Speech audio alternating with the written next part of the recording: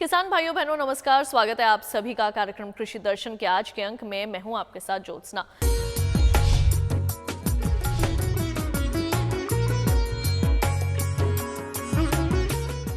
किसान भाइयों बहनों, कृषि दर्शन एक ऐसा कार्यक्रम है जिसमें हम आपको कृषि जगत से जुड़ी तमाम जानकारियां देते हैं और कुछ ऐसी ही जानकारियां अपने आज के कृषि दर्शन कार्यक्रम में भी आपके लिए लेकर आए हैं।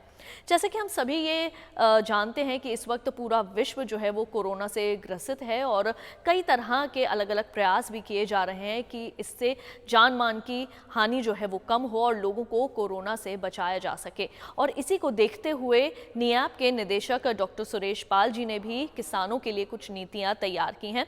आइए इस बातचीत की दिखाते हैं आपको एक झलक।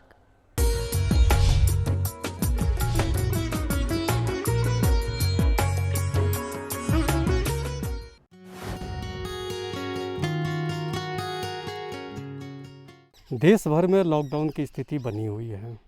कृषि के क्षेत्र में कौन कौन सी नीतियां बनाई जा रही हैं, इसी को ध्यान में रखते हुए हमारे साथ बात करने के लिए राष्ट्रीय कृषि आर्थिकी एवं नीति अनुसंधान संस्थान के डायरेक्टर डॉक्टर सुरेश पाल जी हैं। डॉक्टर साहब बहुत बहुत स्वागत है। धन्यवाद। सर, अभी जो सिचुएशन बनी हुई है उसको देखते हुए कौन सी नीतियाँ बनाई जा रही है आपके संस्थान के माध्यम से? देखिए, जो स्थिति कृषि क्षेत्र की इस समय है वो काफ़ी, मैं कहूँगा कि संतोषजनक है। जो हमारा पिछले साल का परफॉर्मेंस रहा है कृषि का, वो काफ़ी अच्छा रहा है। बाकी क्षेत्रों के मुकाबले कृषि का जो उत्पादन है ऑलमोस्ट उतना ही है, बल्कि कुछ क्षेत्रों में तो ज़्यादा है। जैसे खाद्यान्न का उत्पादन ज़्यादा होने की आशंका है, मतलब आशा है। और उसके साथ में जो बागवानी की जो फसलें हैं उनका उत्पादन भी जो ज़्यादा होने की, पहले वर्ष से ज़्यादा होने की जो आशा है। तो इस तरह से उत्पादन की दृष्टि से भारतीय कृषि पे लॉकडाउन का कोई ज़्यादा प्रभाव नहीं पड़ा है। थोड़ी आशंका शुरू में व्यक्त की जा रही थी कि भाई हार्वेस्टिंग कैसे होगी, फसलों की जो कटाई है उस पर उसका कोई प्रभाव पड़ेगा।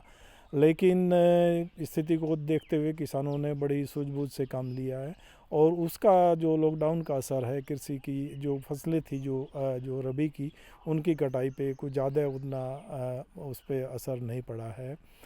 लेकिन हाँ, एक समय जब शुरू में लॉकडाउन हुआ तो ये आया था कि जब पूरा बाजार व्यवस्था एक तरफ से काम नहीं कर रही थी, और उसमें ये था कि जब बाजार व्यवस्था काम नहीं कर रही थी तो ख़रीदने वाले माल के वहाँ पे नहीं थे। कुछ फसलें ऐसी हैं जैसे उसमें सरसों हैं, गेहूँ हैं, तो उसके अगर ख़रीदार या उसकी ख़रीद में थोड़ी देरी होती है तो उस पर उतना प्रभाव नहीं पड़ता। लेकिन ज़्यादातर ऐसी जो वस्तुएं हैं, चीज़ें हैं, और जो उसको हम बोलते हैं उत्पाद हैं, उसमें अगर उनको नहीं ख़रीदा जाए तो बेकार हो जाते हैं। तो ऐसा कुछ उसके उत्पाद पे देखने को मिला है। जैसे उसमें हम बात करें, कुछ हमारा जो दूध बाज़ार में आता है, तो क्योंकि लॉकडाउन था तो उसको ख़रीदने वाले नहीं थे, तो उसका प्रभाव पड़ा है किसानों के ऊपर, जो छोटे पशुपालक हैं उनके ऊपर। ऐसे ही मछली जो हार्वेस्ट है, जो निकाल लिया गया था लेकिन उनका बाज़ार में मार्केटिंग नहीं हो पाई, वहाँ पे प्रॉब्लम है। कुछ फलों और सब्जियों पर भी इसका प्रभाव देखने को मिला है। लेकिन सरकार ने तुरंत ही इसके लिए एक कदम उठाया है और कृषि से संबंधित जितने भी काम थे उन सब कामों को जो है वो छूट दी गई लॉकडाउन में। किसान अपना काम कर सकते हैं। ट्रांसपोर्ट की एक प्रॉब्लम थी, उसको भी सरकार ने छूट दी और मंडियों को भी सरकार ने धीरे धीरे खोल दिया, जिसको हम बोलते हैं सप्लाई चेन, आपूर्ति श्रृंखला जो है, जिससे कृषि की वो बनी रहे और जो पेरिसेबल हैं, जल्दी ख़राब होने वाली जो उत्पाद हैं, तो उनके विपणन में एक तो प्रभाव ना पड़े और उपभोक्ताओं में भी उनको जो मिलते रहें। तो ये एक बड़ा कदम सरकार का उठाया है और इसका लाभ हमको बाद में देखने को मिला है कि हमारी जो ये ख़राब होने वाली चीज़ें हैं उनका मार्केट भी ऊपर को बढ़ा है और किसानों को जो मूल्य मिलता था उसमें भी थोड़ा सुधार हुआ है। जी सर, हम देखते हैं कि खाद्यान्न है, खाद्यान्न में सर ज़्यादा कोई जल्द ख़राब होने वाली वस्तुएं नहीं हैं, तो उस पर कोई ज़्यादा प्रभाव नहीं पड़ा है। लेकिन जो फ्रूट्स है या और भी जैसे आपने बताया फूल है, इसकी जो खेती है वो भी प्रभावित हो रहा है। किसान जो अपने फसल को उसको उत्पादन करके और जो मार्केट तक ले जा रहे हैं वहाँ पर भी अभी जिस तरह से मार्केट की स्थिति बंद है तो उनका खासा नुकसान उठाना पड़ रहा है। उसके लेकर के क्या कृषकों को उसको कदम उठाए जाने की आवश्यकता है, क्या किसान उसको कर सकता है? देखिए ऐसा है, सही बात है ये कि कुछ चीज़ें ऐसे हैं जिन पे प्रभाव ज़्यादा पड़ा है। उसमें जैसे कुछ क्षेत्रों में आता था उसने सरकार ने उसको प्रोत्साहन भी किया है। जैसे ये फूलों की खेती हम करते थे, किसान भाई जो करते थे, तो जो फूलों की खेती है उस पर सीधा प्रभाव पड़ा है, क्योंकि जो हमारा जो एक सेक्टर हॉस्पिटैलिटी सेक्टर जो है वो पूरा ऑलमोस्ट एकदम से बंद है। तो अभी तक उनकी ख़रीद नहीं हो पाई, तो वहाँ पे काफ़ी नुकसान हुआ है। उसके अलावा कुछ शुरू में थोड़ा सा एक लोगों में एक तरह से हिचकिचाहट थी कि फल या सब्जियों को ख़रीदें या ना ख़रीदें। उसमें जैसे बात आई ये जो चीकू होता है उसकी बात भी आई थी, केले की बात भी आई थी। तो उसमें थोड़ी लोगों में एक तरह से हिचकिचाहट थी कि इनको खरीदना चाहिए इस लॉकडाउन में। दूसरा इससे ही संबंधित जो मछली थी, ख़ास तौर से जो हम जो समुद्र से मछली पकड़ते हैं उनको बेचते हैं, तो उसमें भी थोड़ा सा लोगों को ये आशंका थी कि इस लॉकडाउन के टाइम में हम उनको ख़रीदें या नहीं ख़रीदें। तो उसमें जो है किसानों के जो काफ़ी नुकसान भी हुआ है, क्योंकि उसको प्रोडक्ट एक तरह से उत्पाद ख़राब हो गया। और दूसरा जहाँ भी थोड़ा बहुत उसकी बिक्री हो रही थी तो किसानों को उसका उचित दाम नहीं मिल पाया है। उसमें हमारा पोल्ट्री सेक्टर भी आता है। उसमें ख़ास तौर से जो अंडे हैं वो अंडे को ज़्यादा लोग नहीं ख़रीद रहे थे, उसकी जो सप्लाई चेन है वो मेंटेन नहीं थी। तो इन क्षेत्रों में जो है इन कमोडिटीज़ में काफ़ी फ़र्क पड़ा है किसानों को। और फ़र्क यही है कि उत्पाद कहीं कम हुआ है, कहीं उत्पाद नष्ट भी हो गया, लेकिन ज़्यादातर मैं कहूँगा कि जो इसका प्रभाव है वो मूल्यों के ऊपर पड़ा है। तो मूल्य थोड़े से कम हो गए। बाकी चीज़ों में हैं जैसे गेहूँ है, सरसों है, बाद में बिक सकती हैं, लेकिन जो रोज़ के रोज़ किसान हार्वेस्ट करता है या कलेक्ट करता है, बाज़ार में लाता है, उस पे सीधा प्रभाव इनको देखने में पड़ा है। इसके साथ ही साथ कुछ चीज़ें हमारी हैं जिसका हम निर्यात करते हैं। उसमें मछली भी आती है, उसमें मांस आता है, उसमें फल आते हैं, उसमें चावल भी हैं।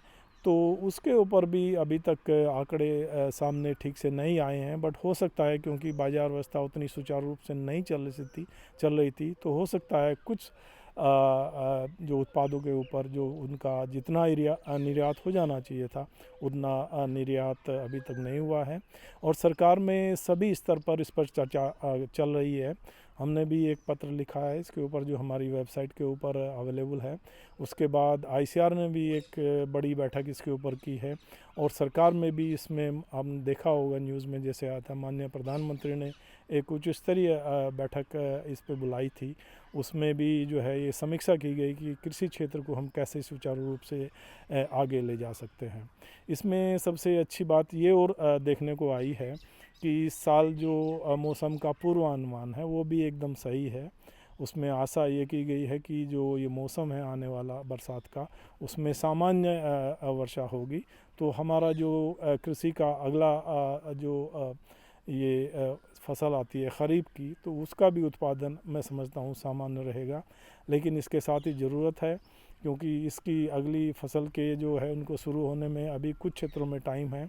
जून में ज़्यादातर शुरू होते हैं। तो जो हमारी बाकी चीज़ों की सप्लाई है, ख़ास तौर से जो इनपुट्स की बात करते हैं हम, बीज की बात करते हैं हम, खाद की बात करते हैं, और सारी चीज़ें हैं जैसे रोपाई की जो मशीन है, यंत्र हैं, तो उनकी तरफ ध्यान देने की ज़रूरत है। और हमारे पास में 1 महीना का करीब है, तो इस महीने के अंदर हम ये एक सुनिश्चित कर सकते हैं कि किसानों को बीज, खाद और बाकी जो मशीन हैं उसको उपलब्ध हो जाए, जिससे जो ऑपरेशंस हैं अगली उसके जो फसल के लिए वो समय पे ठीक से हो जाएं और उसकी उत्पादकता सही रही आने वाले समय में। मैं समझता हूँ कि आज की जो आर्थिक स्थिति में है उसमें कृषि का सही एक तरह से रहना बहुत ज़रूरी है, क्योंकि ये बेसिक जो हमारी सुविधाएं हैं, खाद्य, उस पे उसको ये इसके ऊपर निर्भर करते हैं।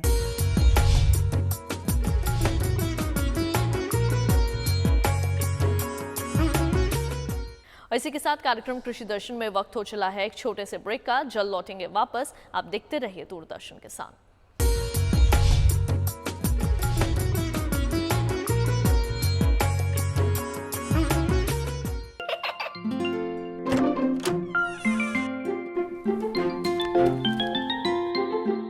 ये क्या हो रहा है?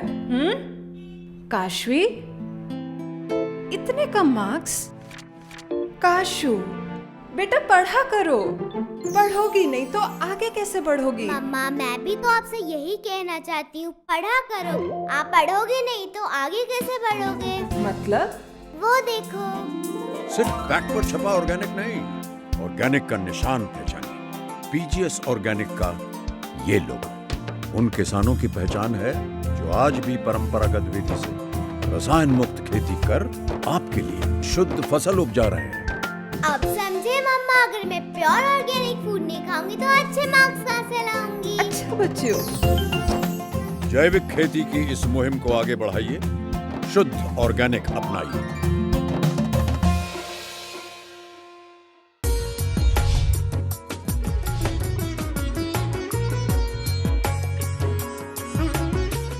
ब्रेक के बाद एक बार फिर आप सभी का स्वागत है कार्यक्रम कृषि दर्शन में। और ब्रेक पर जाने से पहले हम आपको नियाब के जो निदेशक हैं डॉक्टर सुरेश पाल जी, उनके साथ बातचीत की एक झलक दिखा रहे थे। आइए इस बातचीत के सिलसिले को आगे बढ़ाते हैं।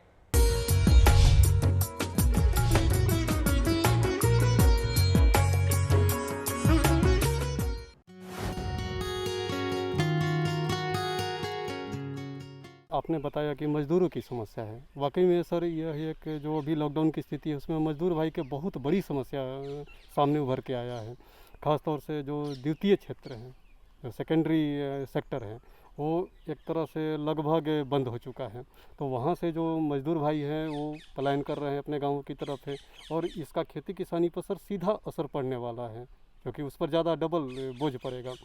इसके लिए सर क्या कोई पॉलिसी अपनाई जा रही है? देखिए, इसमें क्या है कि दो क्षेत्रों में इसको हम देख सकते हैं। एक क्षेत्र तो वो है जो सीधे कृषि पर निर्भर करते हैं, वो मज़दूर हैं, ज़्यादातर वेतनभोगी मज़दूर हैं। उसके साथ में जो ग्रामीण क्षेत्रों में ही होते हैं मज़दूर, वो खेती में नहीं, खेती के बाहर काम करते हैं, तो वो काम भी अभी बंद हैं।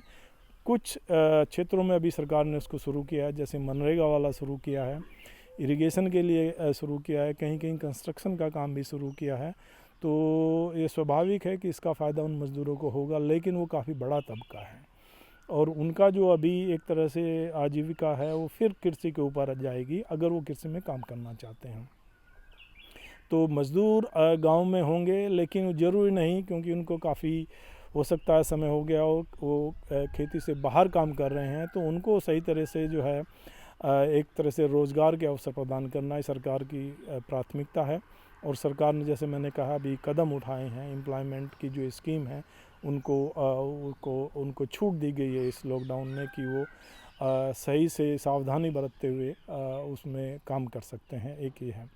दूसरा, ऐसे ही जो मज़दूर हैं वो जो शहरी क्षेत्रों में हैं, वो शहरी क्षेत्रों के मज़दूर का करीब कम से कम मैं कहूँगा कि 12% लोग हैं वो जो इससे तरह से वो भी उनको रोज़ अपना काम करते हैं। वो छोटा कोई अपना एक तरह से एक ठेला लगाते हैं या कोई वो छोटा काम करते हैं, जिससे रोज़ उनको जो उसकी मजदूरी मिलती है। तो उनका प्रतिशत भी करीब 12, जो शहरी क्षेत्रों के श्रमिक हैं उनका 12% है, और भी ज़्यादा हो सकते हैं ये। तो उनके पास में भी अभी कोई आमदनी का साधन नहीं है। कोई उनके पास में अभी थोड़ा सा एक बहुत बड़ा कन्फ्यूजन है जो हम देख रहे हैं। अभी हम लोगों ने भी देखा होगा मीडिया में जो चर्चा होती है कि लोग वापस जाना चाहते हैं। बहुत सारी जो एक तरह से असमंजस है वो इसी को लेके है कि अगर हम यहाँ रहते हैं शहर में तो हमारे लिए क्या उसके लिए अल्टरनेट है। काम मिलना बाद में है, पर पहले हम उसको ठीक तरह से यहाँ पर रह पाएंगे कि नहीं।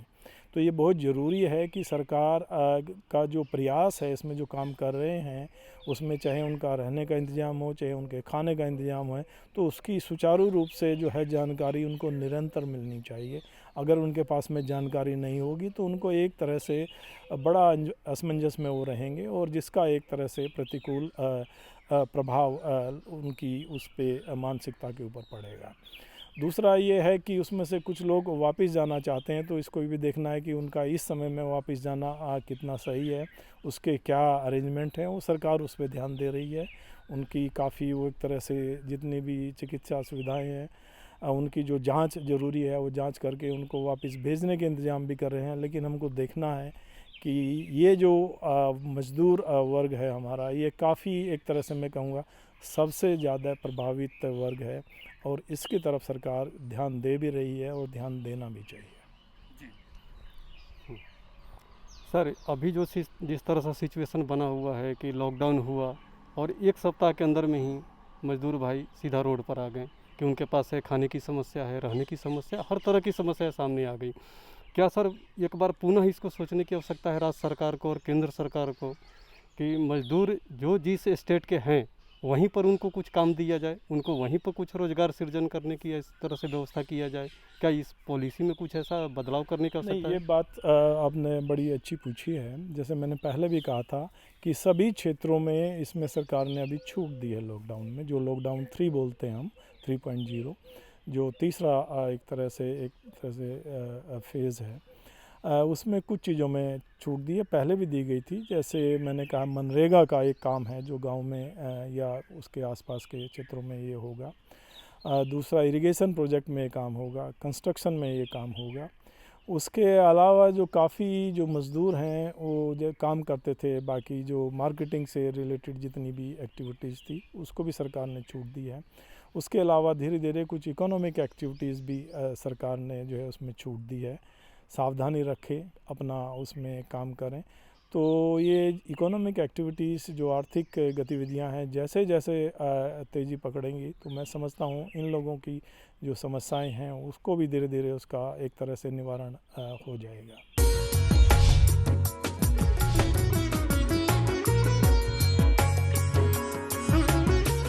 कार्यक्रम कृषि दर्शन में वक्त हो चला है एक और छोटे से ब्रेक का। जल्द लौटेंगे वापस, आप बने रहिए हमारे साथ।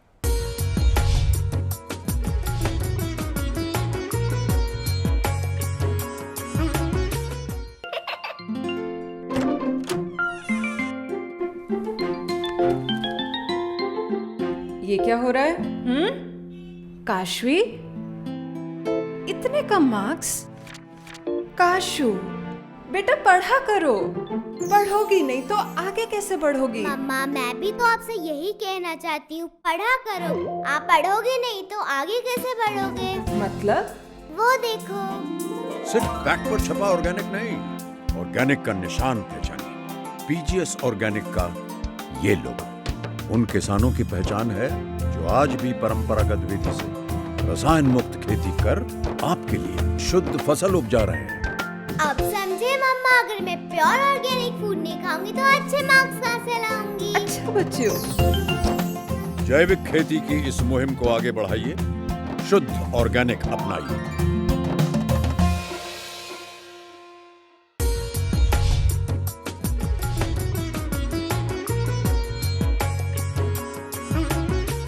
ब्रेक के बाद एक बार फिर आप सभी का स्वागत है कार्यक्रम कृषि दर्शन में। किसान भाइयों बहनों, जैसे कि हम सभी जानते हैं कि इस वक्त पूरे विश्व में लॉकडाउन चल रहा है। कोरोना से कई जो हैं हमारे लोग ग्रसित हैं और किसानों पर भी इसका दुष्प्रभाव ना पड़े, इसके लिए कई प्रयास भी जो हैं वो किए जा रहे हैं। डॉक्टर सुरेश पाल जी से दूरदर्शन किसान ने बातचीत की। आइए इस बातचीत के सिलसिले को आगे बढ़ाते हैं।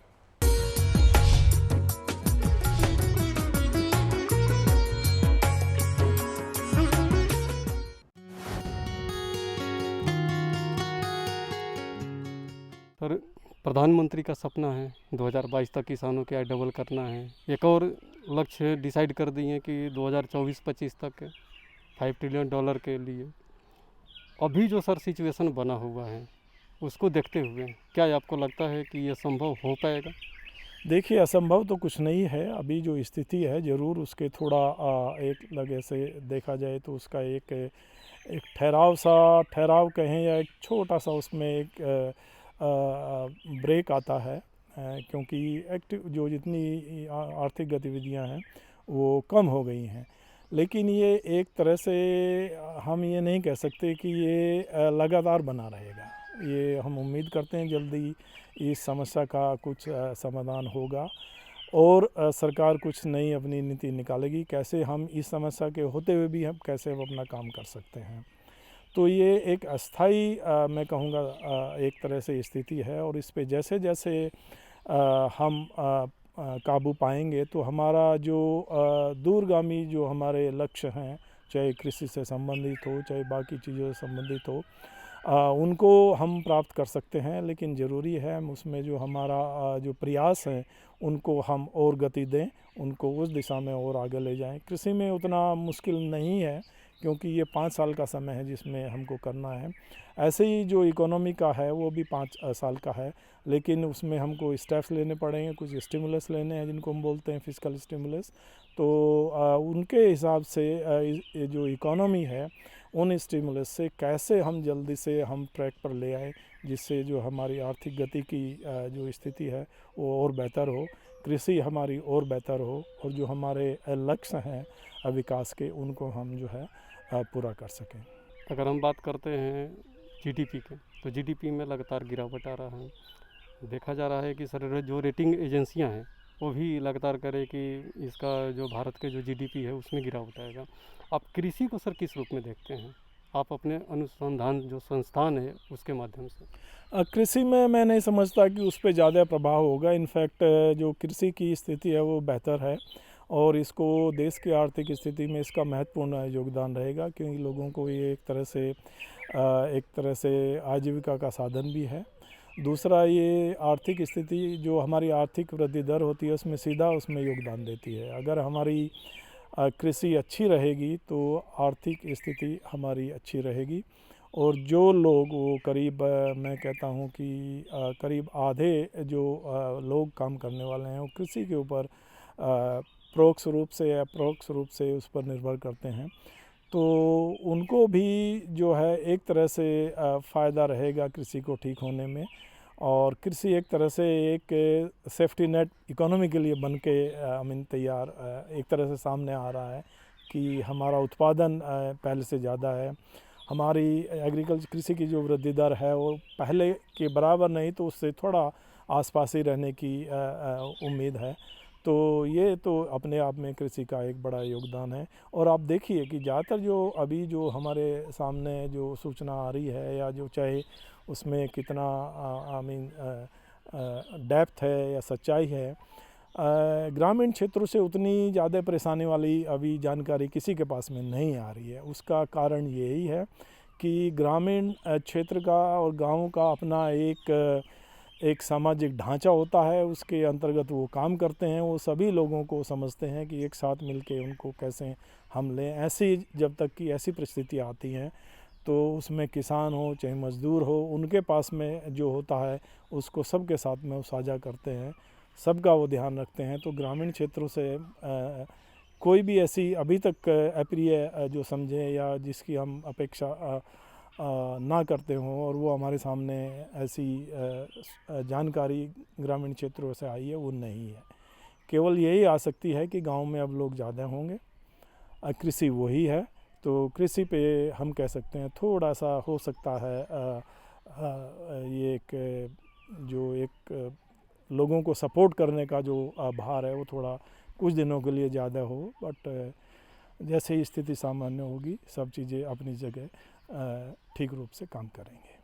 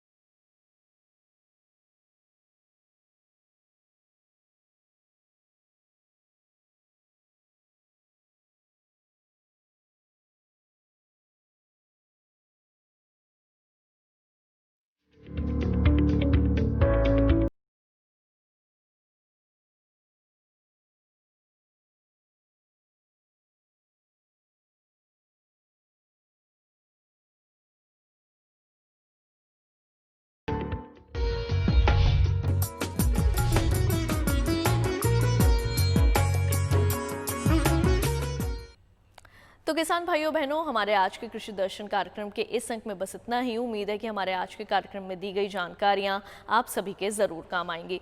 कृषि दर्शन आपका अपना कार्यक्रम है। इस कार्यक्रम के लिए अगर आप अपने कोई सुझाव देना चाहते हैं तो आप हमें पत्र लिख सकते हैं। हमारा पता है कृषि दर्शन, कमरा नंबर 10, CPC दूरदर्शन, खिलगांव, नई दिल्ली 110049। अगर आप हमें ईमेल करना चाहते हैं तो हमारा ईमेल ID है krishidarshandddk@gmail.com। तो आज के लिए केवल इतना ही। मुझे दीजिए इजाजत। सोशल डिस्टेंसिंग को बनाकर रखिए और इसके साथ ही ICAR के दिशा निर्देशों का पालन कीजिए। नमस्कार।